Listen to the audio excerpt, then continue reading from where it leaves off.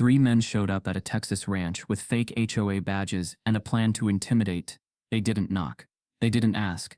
They thought they were dealing with just another landowner. What they didn't know, the man sipping coffee on that porch wasn't just Shaquille O'Neal. He owned everything their scheme was built on. What started as a fake inspection turned into a statewide reckoning. Because when you try to steal from a giant, the land fights back. Before we deep dive into this interesting story, subscribe to our channel and tell us where are you watching from. Share in the comments below.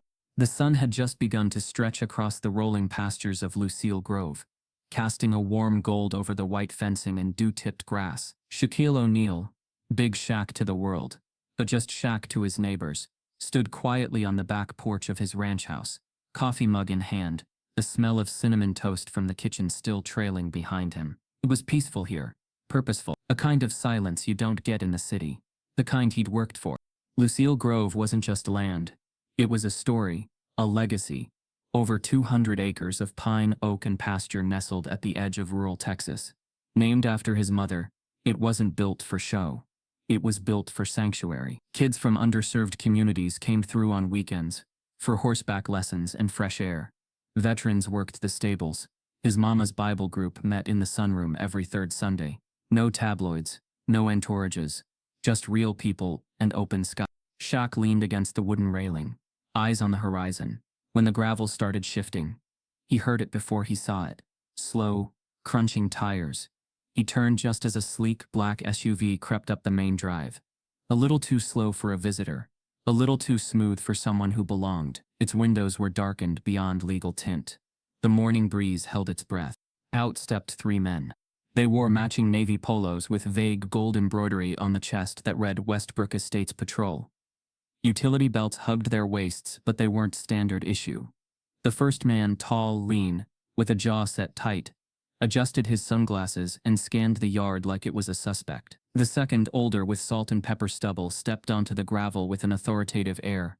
The third stayed by the vehicle, talking into a walkie that didn't make a sound. None of them looked up at Shaq. Instead, they started circling, walking the perimeter like they owned it, inspecting the fencing, peering toward the barn, writing on clipboards. Whisper. Shaq didn't move at first. Just watched. They didn't ring the bell. Didn't introduce themselves. Didn't even seem to notice the private property, trespassers will be documented sign, bolted to the post right beside them. He took one last sip of coffee, set the mug down on the rail, and walked out to meet them. "Y'all lost?" he asked, calm but firm, his voice carrying more presence than volume. The tall one turned, flashing a badge so fast, Shaq couldn't catch the details. "Routine HOA inspection, sir. Standard compliance check." Shaq's brows lifted. "HOA? Out here?" The older one stepped in. "Westbrook Estates. County expansion approved 6 months ago. This falls under revised boundaries." Shaq smiled, slow and deliberate. "This land's been mine since 2008. There's no HOA out here. You're standing on unincorporated land." "What expansion?" They didn't answer. Just kept writing. The walkie buzzed, but not from use.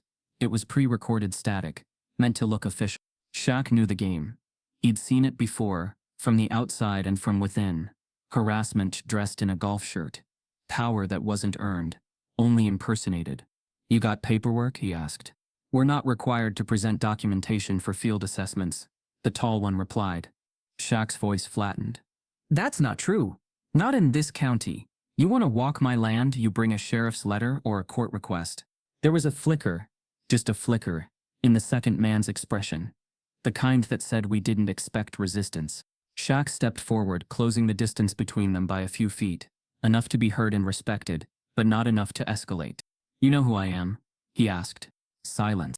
"I'm not asking for celebrity points. I'm asking because what you're doing walking onto someone's property, faking jurisdiction and intimidating with fake protocol, has consequences. So if you're legit, show your credentials. If not, I'll be calling the real sheriff in about 10 seconds. The third man, still near the SUV, shifted his stance. He looked young, nervous, not like the others. The second man finally spoke again. "We've received complaints, code violations, noise, unauthorized structures. That barn's been reported as outside approved limits." Shaq didn't blink. That barn's a historical registry landmark. Same one that hosted Dr. Mallory's civil rights revival back in '79. It's in every county archive from here to Houston. You want to claim it's illegal? I'd be real careful how you file that. The men didn't move. The tension thickened. But there was something else now: uncertainty. They'd walked onto this land, assuming they'd find an empty house, or someone too timid to argue. Instead, they'd found Big Shaq, standing tall in sweats and boots, holding calm like a loaded weapon. A red pickup truck turned into the driveway behind them. Shaq turned slightly. One of the local ranch hands, Clyde, a retired firefighter, parked, stepped out, and immediately sensed the mood. He stayed quiet but pulled out his phone, raised it, started filming. Shaq saw the panic ripple through the imposters. The facade had cracks now. Too many cameras. Too many people watching. I asked for credentials, Shaq said again, softer now. Final time. They didn't produce anything. Instead, they began backing toward the SUV. This isn't over, one muttered. It wasn't a threat. It was a retreat. Shaq didn't respond, just stood still as the SUV reversed, tires crunching in retreat. He watched them until the dust settled behind them. Clyde walked over. What in the hell was that? Not sure yet, Shaq said. But I think we just got a visit from the wrong kind of authority. He turned back toward the house, eyes scanning the open fields and winding trails of Lucille Grove. For the first time in months, something in the air felt off. Not just the men, but the fact they'd come here at all. He walked back to the porch, pulled out his phone, and opened his contact list. Not the sheriff. Not his attorney.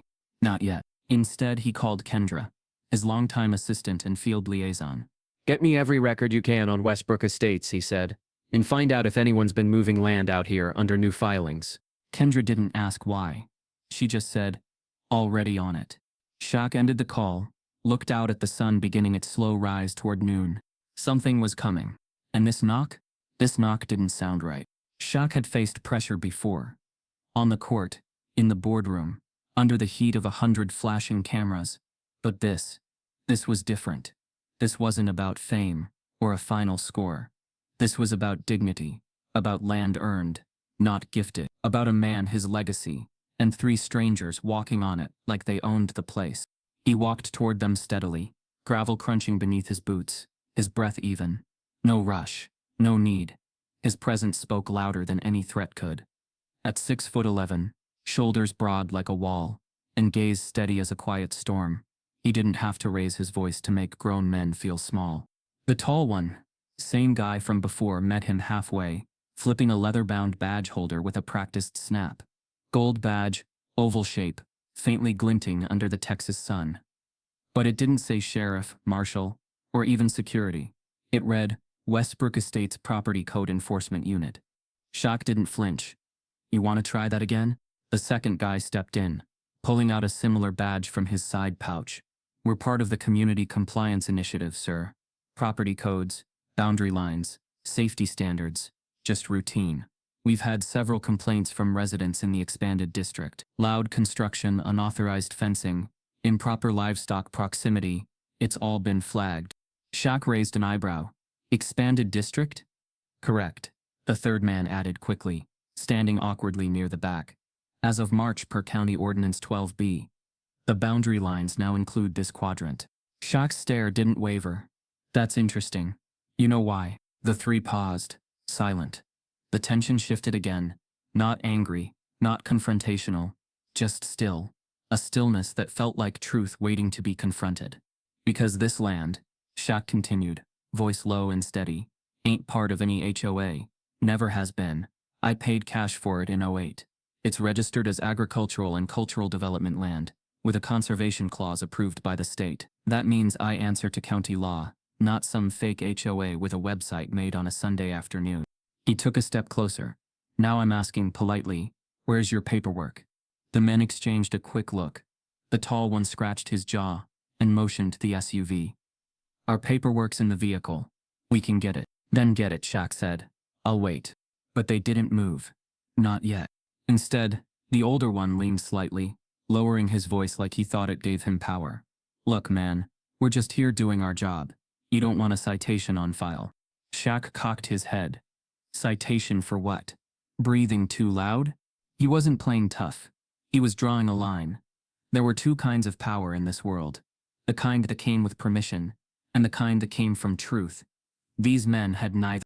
The tall one, frustrated now, muttered under his breath. Typical. Just another rich tenant thinking he runs the place. Shaq blinked slowly. He didn't laugh, didn't snort, didn't react. Instead he said, "Let me fix something for you real quick. I ain't a tenant, I'm the owner, not just of this ranch but of 5 miles in every direction. This ain't a rental, this is mine. Bought, paid, fenced, filed. You boys came onto the wrong pasture with the wrong game." The man's mouth twitched, but he didn't respond. "And for the record," Shaq continued, "I grew up with less than nothing. I remember sleeping on floors and making dinner out of dollar store crackers and mayonnaise. So don't assume that because I'm standing here peaceful with a full beard and a quiet morning, that I forgot what desperation smells like." He paused. "It smells a lot like fear hiding behind a fake badge." That landed. The third man, clearly younger and increasingly uncomfortable, shifted his weight and mumbled. "Maybe we should come back later." Shaq pointed. "No need. If you're here under official order, let's call the county clerk right now. I got her number saved.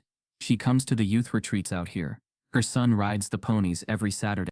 The tall man hesitated, then changed the subject. "You've got multiple non-compliant structures, barn additions, converted stables, RV hookups. If you don't produce permits today, we'll file an injunction." Shaq gave a slow nod, then turned slightly and whistled toward the house. A few seconds later, Wes, one of the retired Army Rangers who helped run ranch security, stepped out from the side entrance with a folder already in hand. Shaq caught it mid-stride, handed it forward. "That's every permit. County stamped, dated, inspected, last updated 6 weeks ago." The men didn't take it. Shaq held it anyway. "Go ahead, take a look. You'll find signatures from 3 council members, 1 county judge, and a city planning officer who also happens to be my cousin-in-law." The bluff was dead. Now, it was about retreat. "You want to file something?" Shaq continued. "Do it the legal way. But next time, don't roll up on someone's land with props and pretend it's power. This ain't a movie, and I ain't the extra." The tall one gave a forced smile, but it didn't reach his eyes. "We'll follow up through official channels." "You do that," Shaq said, "and when you file make sure you spell the name right. Shaquille O'Neal, sole owner of Lucille Grove Ranch and county charter trustee since 20. The tall man turned to leave, muttering something into his walkie. The static responded with nothing. Just empty noise. The older one followed, trying to keep dignity in a situation where it had already evaporated. The third man lingered for a moment, then lowered his head and climbed into the SUV. They drove off without another word. Shaq watched the vehicle fade down the gravel path, its tires kicking up dust like shame trying to escape truth. He turned to Wes, who still held the folder. "You think they'll come back?" Wes asked. "Maybe," Shaq replied.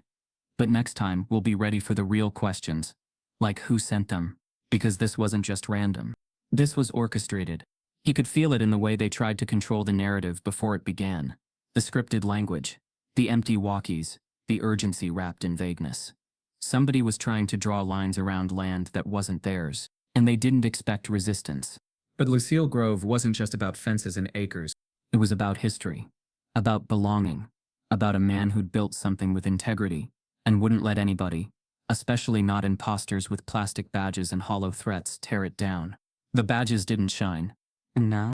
Now it was Shaq's turn to find out who forged them in the first place. The early afternoon heat shimmered across the Texas ridge, like a veil of smoke, distorting the line between the real and the imagined. Delilah Green lay flat on her belly, binoculars pressed against her brow, elbows dug into the dry grass for stability. Her notebook lay open beside her, pages fluttering softly with each breeze, each line marked with a reporter's shorthand only she could read. She had been out here for 3 days. Not on a whim. Delilah didn't move on hunches alone. She moved on patterns, and lately the pattern had grown too consistent to ignore. A series of false complaints, sudden property citations, compliance inspections by supposed HOA field teams in neighborhoods where no official HOA existed, and one common thread across all the targeted properties. Every landowner was black. Delilah wasn't here for drama. She was here for receipts. She had heard whispers, murmurs in coffee shops, in community center parking lots, in Sunday church basements, about a shadow network trying to edge black families off their land under the guise of housing improvements and property revitalization. But no one would speak on record. No one wanted to believe it was real, until Delilah started digging and found 3 different neighborhoods all dealing with the same sudden compliance raids. And now here she was, lens trained on the latest set of intruders. She'd watched the black SUV come up the gravel path an hour ago, watched 3 men get out, all dressed the same. Navy tactical pants, off-brand black boots, gray polo shirts tucked too tight, and badges that didn't flash like official lawmen should. Something about their posture screamed performance. Real authority never had to strut. Delilah's finger hovered over the record button of her small body-mounted camcorder. She was already filming. Always filming. She had learned the hard way in Memphis during the riverfront land seizures. The moment you thought you might need footage was usually 5 seconds too late. The men moved past a wooden sign, nailed into a fence post. She squinted. The paint was clean, fresh even, as if someone had repainted it recently to make a point. Private property. Trespassers will be recorded. Delilah zoomed in, then zoomed again. She adjusted the focus until the figure on the porch came into view. Tall, built like a stone statue, broad shoulders, clean-lined hoodie, and that familiar walk like he knew gravity was optional but wore it anyway. Her breath caught. She blinked once, twice, then whispered out loud, "Oh my God, that's Big Shaq." The binoculars lowered instinctively, her heart now beating fast. She sat up slowly, as if the realization alone could make her visible from the distance. This wasn't just another landowner. This was Shaquille O'Neal, a living legend, a global brand, a man who didn't just own fame, he'd outgrown it, and now he was standing at the edge of his ranch, while 3 imposters pretended they had authority over him. Delilah grabbed her phone. No signal. Of course. She didn't panic. She didn't need signal. She had something better proof. Her camcorder had captured everything. The moment the SUV arrived, the fake badges, their approach past the property line, and Shaq's quiet but unmistakable stance. She glanced down at her notes. Property flagged as non-HOA. Confirmed by county clerk last week. No active development zoning requests filed. No public complaints on record. So what the hell were they doing here? Delilah adjusted her gear, flipped open the back compartment of her SUV parked farther up the ridge, and pulled out a drone the size of a dinner plate. Lightweight, silent mode rotor, high-def recording. She sent it into the air, fingers moving fast across her phone's remote app, flying the drone high above the trees toward the confrontation unfolding in real time. She didn't need to get audio. Not yet. What mattered now was movement, positioning, documentation. She flew the drone in a wide arc, capturing the full view, the property sign, the house behind it, the SUV still idling near the edge of the ranch fence, and Shaq towering but composed, talking to the men who clearly hadn't realized who they were dealing with. Delilah tapped the corner of her screen to begin backup recording. The drone fed real-time video to her encrypted cloud, just in case.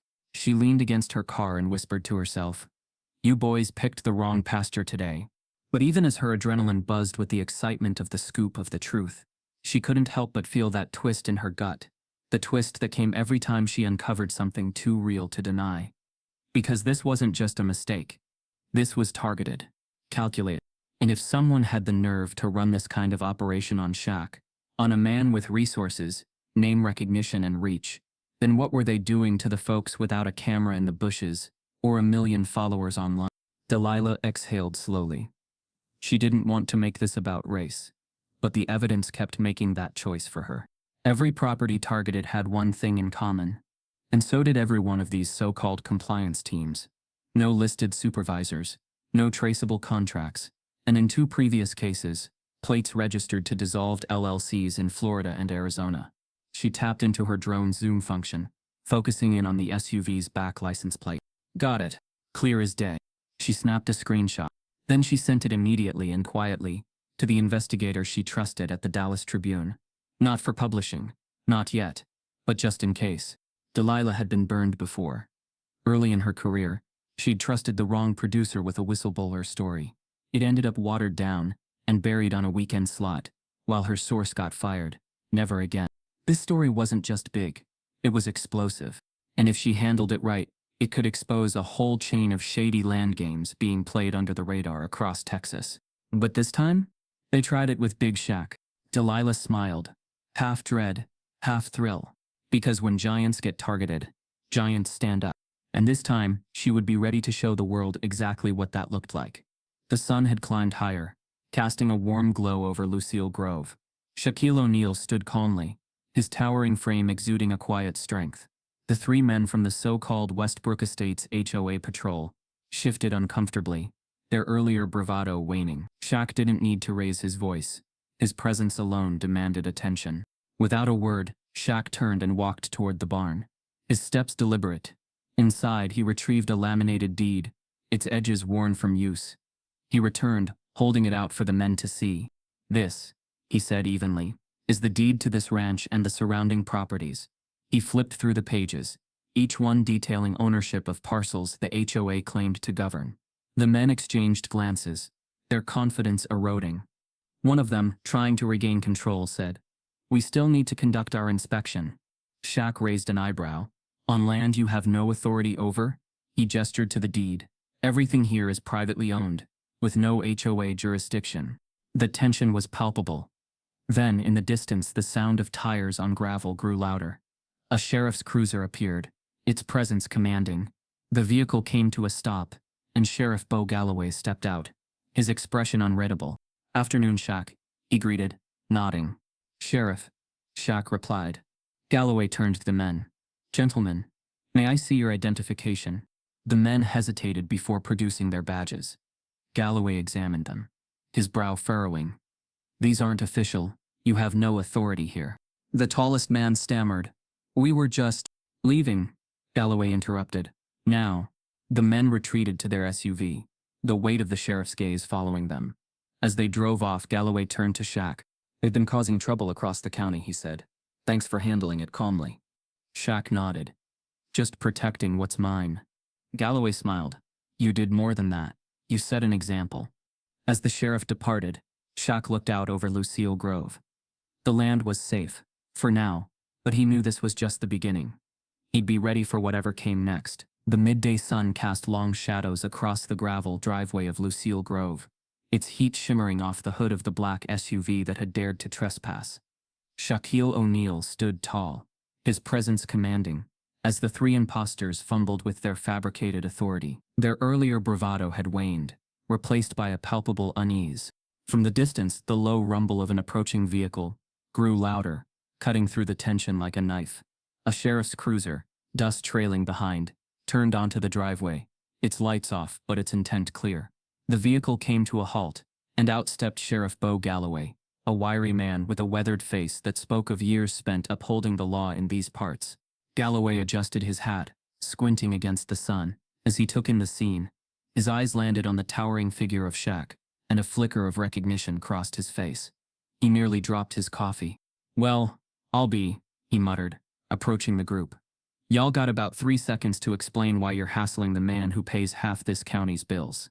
The tallest of the three men stammered, "Sheriff, we were just conducting a routine inspection, under the Westbrook Estates HOA." Galloway held up a hand, silencing him. "Save it. There's no HOA jurisdiction out here. This is private land, and unless you've got official documentation, you're trespassing." The men exchanged nervous glances, their confidence crumbling. Shaq remained silent, a slight smile playing at the corners of his mouth. Galloway turned to Shaq. "Mr. O'Neal, apologies for the disturbance. We'll make sure this doesn't happen again." Shaq nodded. "Appreciate it, Sheriff." The sheriff faced the trespassers once more. "Now, unless you want to spend the night in a cell, I suggest you get back in your vehicle and leave. Immediately." Without another word, the three men retreated to their SUV, the engine roaring to life as they sped away, leaving a cloud of dust in their wake. Galloway watched them go, then turned back to Shaq. "You handled that well. Most folks would have called me in a panic." Shaq shrugged. "Figured they'd hang themselves with their own rope." The sheriff chuckled. "Still, it's concerning. These kinds of scams are becoming more common. Folks pretending to be officials, trying to intimidate landowners." Shaq's expression hardened. "They picked the wrong ranch this time." Galloway nodded. "Indeed.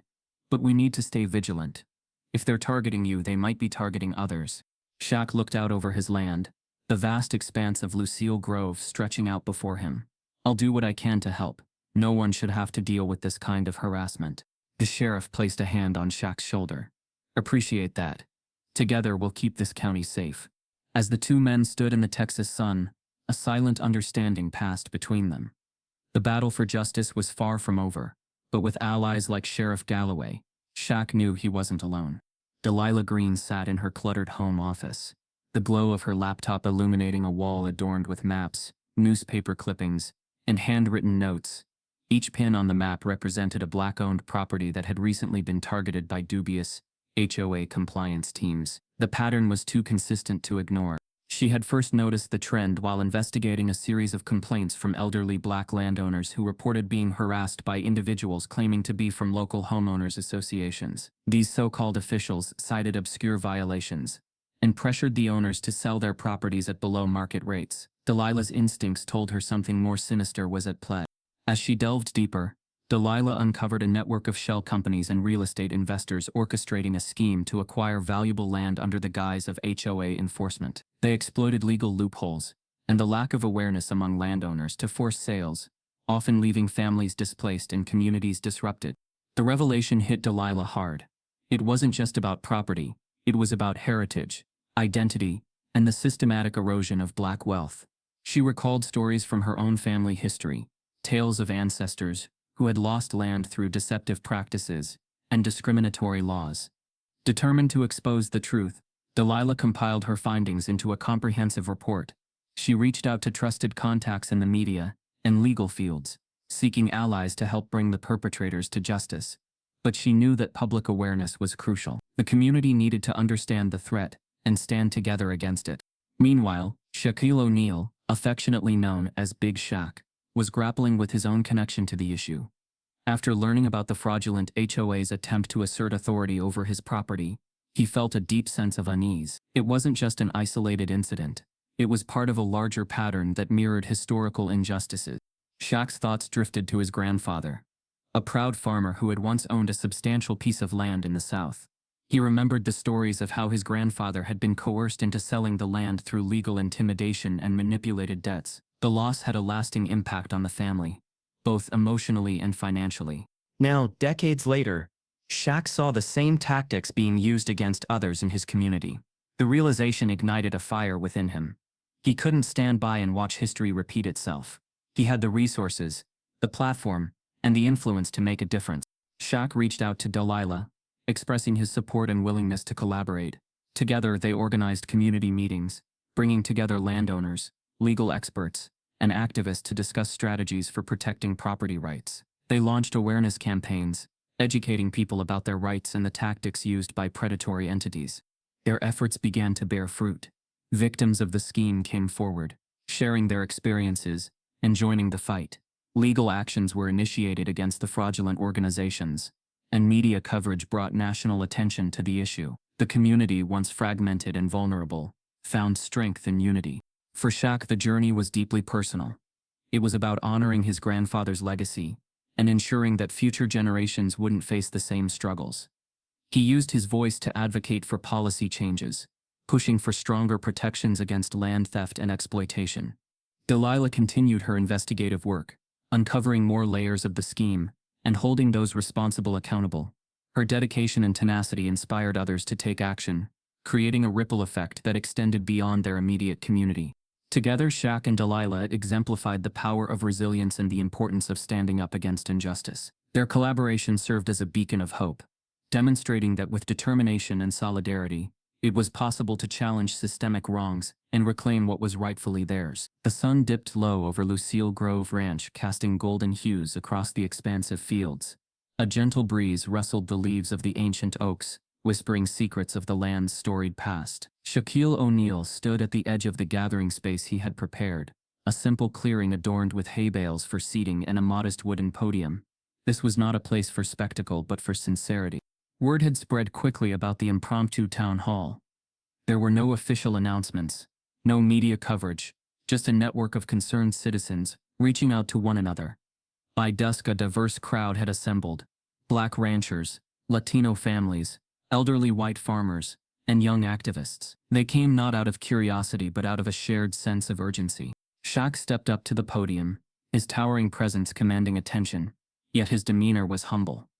He looked out over the crowd, his eyes meeting those of individuals who had faced intimidation, deceit, and the threat of losing their ancestral homes. "Thank you all for coming," he began, his voice steady. "I know many of you have faced challenges recently. Letters citing violations, unexpected visits, pressure to sell. It's not just happening to one or two of us. It's a pattern."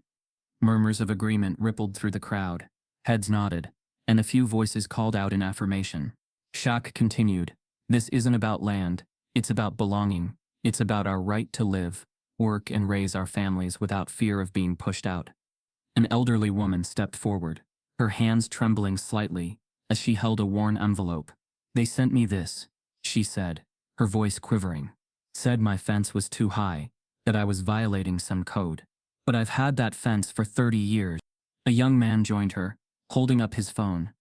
"They told me I needed to repaint my barn, or face fines. My barn's been red for generations." One by one, individuals shared their stories, tales of harassment, confusion, and fear. The common thread was clear: a coordinated effort to displace long-standing residents under the guise of regulation.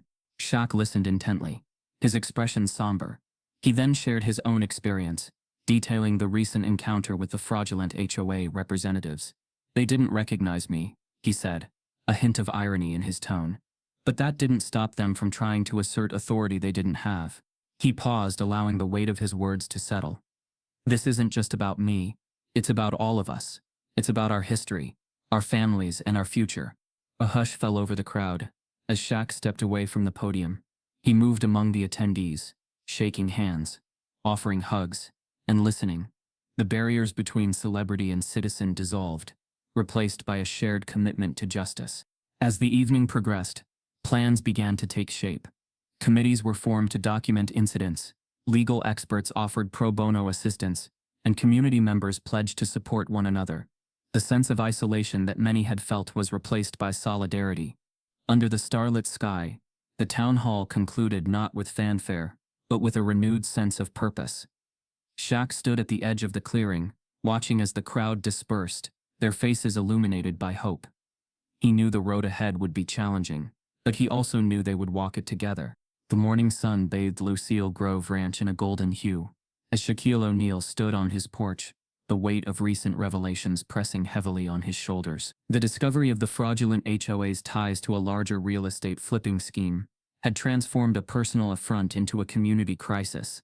With Delilah Green's investigative prowess and his own resources, Shaq was determined to confront the injustice head-on. Delilah had unearthed a web of deceit centered around the Pinnacle Rourke Group, a shadowy conglomerate based in Dallas. Operating under the guise of HOA enforcement, they systematically targeted minority and elderly landowners, coercing them into selling their properties below market value. The scheme was both insidious and far-reaching. Recognizing the gravity of the situation, Shaq convened a meeting with his legal team and Delilah. They decided to file a class action lawsuit against the Pinnacle Rourke Group and its affiliates, aiming to expose their fraudulent activities and seek restitution for the victims. The legal team meticulously gathered evidence, including testimonies from affected landowners, forged documents, and records of unauthorized property inspections. As news of the lawsuit spread, media outlets across Texas picked up the story. Headlines blared, "Shaquille O'Neal leads legal battle against real estate fraud," and "Pinnacle Rourke Group accused of systematic land theft." The public was captivated by the unfolding drama, and support poured in from all corners of the state. Community leaders, civil rights organizations, and concerned citizens rallied behind the cause. Town halls were organized, awareness campaigns launched, and legal aid offered to those affected. The lawsuit had ignited a movement, uniting people in the fight against exploitation and injustice. In court, the Pinnacle Rourke Group's defense crumbled under the weight of the evidence presented. Emails detailing the scheme, financial records showing illicit profits, and testimonies from whistleblowers painted a damning picture. The judge, appalled by the extent of the fraud, ordered a thorough investigation into the group's activities. Shaq, though not a lawyer, became the face of the resistance. He attended court sessions, spoke at rallies, and used his platform to amplify the voices of the victims. His commitment to justice inspired many, turning the tide in favor of those who had long been marginalized.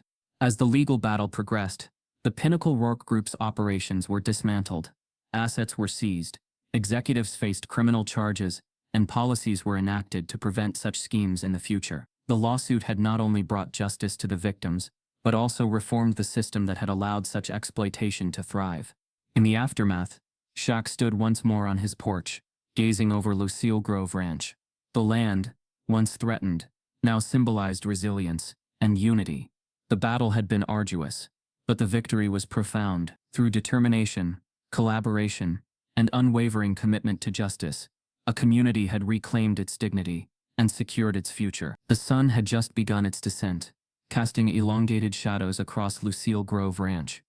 Shaquille O'Neal stood on his porch, the weight of recent events pressing heavily on his shoulders. The lawsuit against the Pinnacle Rourke Group was gaining traction, but a nagging feeling told him there was more beneath the surface. His thoughts were interrupted by the crunch of tires on gravel. A modest sedan approached, and from it emerged a man in his late 40s, his demeanor cautious yet determined. Shaq recognized him as one of the fake HOA officers from the earlier incident. The man approached, removing his cap and extending a hand. "Mr. O'Neal, my name is Daniel Harper. I believe we need to talk."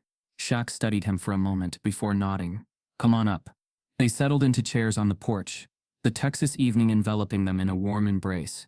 Daniel took a deep breath. "I owe you an apology. What we did was wrong, and I can't undo it. But I can tell you the truth." Shaq leaned forward, his interest piqued. "Go on." Daniel began to recount his story.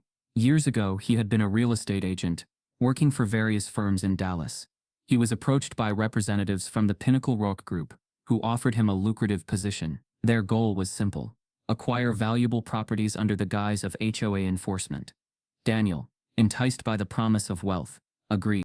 However, as time went on, he began to see the damage they were causing.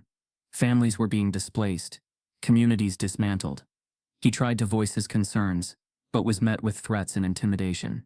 Fearing for his safety, he continued to work for them, albeit reluctantly. "But when we came to your ranch," Daniel continued, "I realized I couldn't stay silent any longer." Shaq nodded slowly. "Why target me?" Daniel hesitated before responding. Years ago, Pinnacle Rourke tried to purchase Lucille Grove.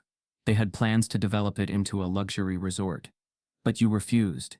You wanted to preserve it as community green space. That decision cost them millions. This was their retaliation.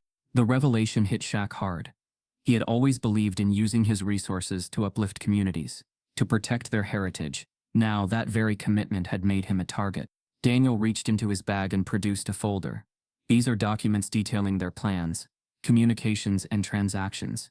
I kept copies just in case." Shaq accepted the folder, the weight of its contents palpable. He looked up at Daniel, gratitude and determination in his eyes. "Thank you for coming forward. This changes everything."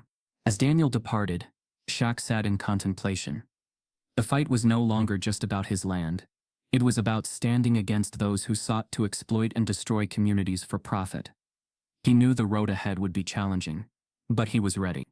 With the truth on his side and a community behind him, he was unstoppable. The Texas sun had never shone brighter than it did that morning. The courthouse steps in Westbrook County were buzzing with reporters, lawyers, and townsfolk alike, but the energy wasn't chaos, it was reverence. There were no protest signs, no shouting matches, just people holding their breath as the verdict was read, and the legacy of a community reclaimed its roots.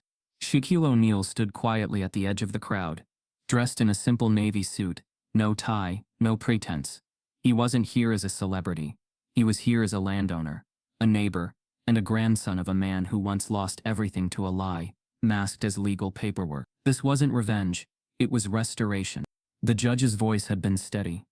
In favor of the plaintiffs, the organization known as the Westbrook Estates HOA is hereby dissolved, all assets frozen, and its operating partners found liable for unlawful coercion, racial targeting, and fraudulent property intimidation. The Pinnacle Rourke Group, the faceless giant behind it all, was ordered to pay millions in restitution and barred from operating real estate ventures within the state. No applause followed, just a long collective exhale from every family that had held on, every elder who remembered, and every young person now able to dream without fear of being pushed out. Outside, reporters rushed toward Shaq, but he gently waved them off. "This isn't about quotes," he said softly. It's about people. That afternoon, he returned to Lucille Grove. The gravel road kicked up just like it always did. The same old white fence lining the entrance. But there was something different now. Where the county welcome sign once sat faded and weather-worn, a new one had been installed. Fresh wood, brushed metal letters, and a simple inscription beneath the name, "Welcome to Lucille County." The name change had been voted on unanimously by the county board. Not because of Shaq's fame, but because of what he'd done. Because he hadn't just saved his ranch. He'd uncovered a pattern, exposed a predator, and gave landowners across the state a precedent. For the first time in decades, ownership felt protected. And it wasn't just symbolic, it was legal. He stepped out of his truck and walked slowly to the edge of the property, where the land stretched wide and golden, dandelions nodding in the breeze. Delilah Green waited near the fence post, her camera crew discreetly stationed a few feet back. She wore denim and a blazer, Texas grit with a journalist's resolve. She gave Shaq a nod. "We're rolling in 10, she said, then paused. "You sure you want to do this today?" Shaq looked out across the hills. "If not now, when?" The camera blinked red. Delilah stepped into frame. Mic clipped at her collar, a serious tone in her voice. "For months we followed a story that started with a fake inspection and unraveled into a scheme targeting minority landowners across the state. But this isn't just a story about corruption. It's about what happens when you try to push the wrong man." She turned to look at him. "You ready?" Shaq stepped forward. No script, no cue cards. He looked into the lens. "I was raised to believe land wasn't just property. It was purpose. It was where you learned to stand tall, and sometimes where you had to stand your ground. My grandfather lost his land because someone thought he wouldn't fight. I made a promise to myself a long time ago. If I ever had a chance to protect what he couldn't, I'd take it." He gestured behind him. "This land, it's not just mine. It's ours. And it always was. Some people forgot that. We reminded them." Delilah nodded to the crew. Cut. Later inside the newly converted barn-turned-community center, people gathered not to celebrate, but to build. The Lucille Land Fund had officially launched, seeded by Shaq himself, with a $10 million pledge. Its goal to provide legal, financial, and advocacy support for underrepresented landowners across the South. Named after his grandfather, Jeremiah O'Neal. The fund's first mission was simple: buy back land lost through intimidation, and return it to the families it was taken from. Photos of old deeds and newspaper clippings lined the walls, each one a reminder of what was once taken, and what had now been returned. There were no gold plaques, no corporate logos, just a wooden sign above the fireplace that read, "We belong here." As night settled in, Shaq stood alone by the fire pit out back, the stars reflecting off his eyes. Delilah joined him. Holding 2 cups of cider, she handed him one. No words exchanged. After a moment she asked, "So what's next?" Shaq smiled, quiet and deep. "We plant, we build, and we keep the gate open for everyone who thought it was closed." The camera crew had packed up hours ago, but one lens had remained on a timer, set to catch a wide-angle sunset shot of the ranch. Just before the sky turned fully dark, it clicked to life and captured the final image of the day. Shaq, tall and still beside the flames, looking out at the land not as a victory, but as a promise kept. The footage aired days later in a national segment titled "Land Back, Power Forward." And it closed with Delilah's voice, soft and firm. Sometimes justice doesn't look like handcuffs or headlines. Sometimes, it looks like a county sign. A name reclaimed, a fence still standing, and a man who never had to raise his voice to make the world listen. Fade out. Credits roll over the screen. This land was always ours. They just forgot. We reminded them. They thought they were raiding just another ranch. But they knocked on the door of a giant who owns the whole game. This isn't just a story. It's a warning. A reminder. A reckoning. Watch how a silent power move turned fake authority into statewide accountability. If you believe land has memory, and some men can wake it up, you're in the right place.